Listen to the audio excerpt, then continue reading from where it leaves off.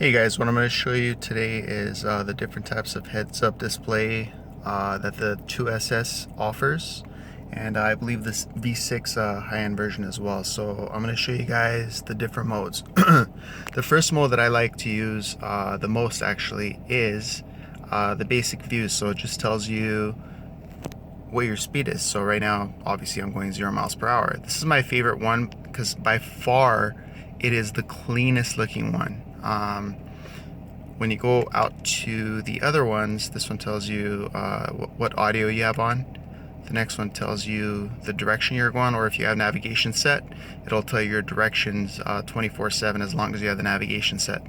And the next one, which is a lot of people's favorites, and I only use this when I go to the track, is it gives you your G meter, it gives you your speed, and it also gives you RPMs as well. So the reason why I go back to this one is because day-to-day driving, I do not worry about RPMs or anything like that, showing up on my dash, so it's too much information. This one is just basic.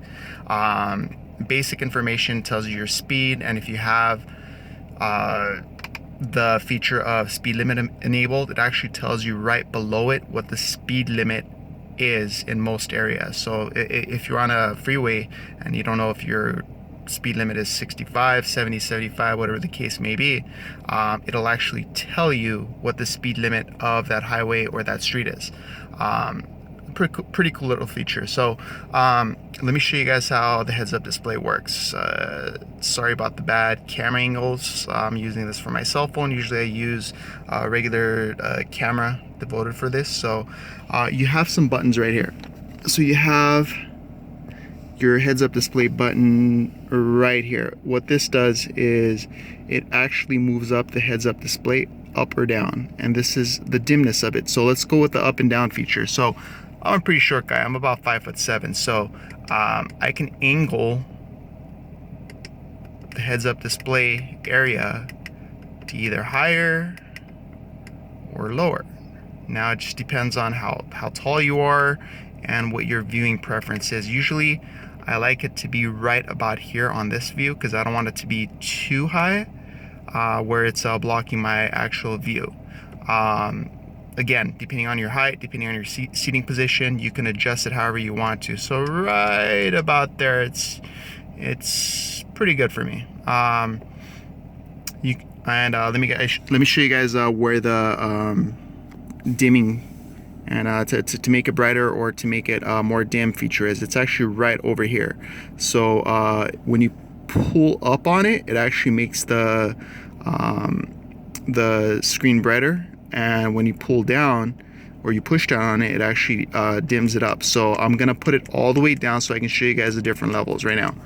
So right now I turn it off only because I pushed the button so many times to where it actually turned off. So now I'm gonna give it one click. It's gonna show up as very dim. Now at nighttime you might want to put it on very dim because you do not want it to be too bright, especially at nighttime, because it'll take over the whole view field. This is the second level, gets a little bit brighter. Third level, fourth level, fifth level, sixth level, and let's go all the way up. So this is as bright as it gets. Right now, obviously it's not completely dark, so you can't really tell exactly what it is, but yeah.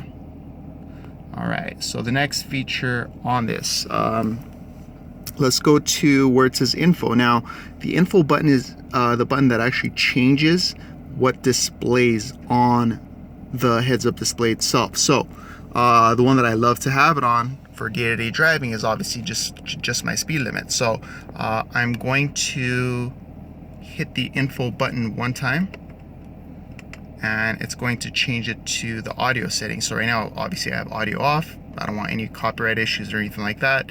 But it actually tells you what track is playing, what's what you're listening to. The next one is your directional stuff, your navigation. Then you have the infamous RPM meter and everything else that everybody loves. And I don't blame you for loving it. I really, really don't. This is the first thing that I was always having on. Well, let me show you guys what it looks like from going all the way bright to having it go all the way dim. So let's bring it down. So we're just gonna click it a few times, and voila, you have no more heads-up display. That's it. Again,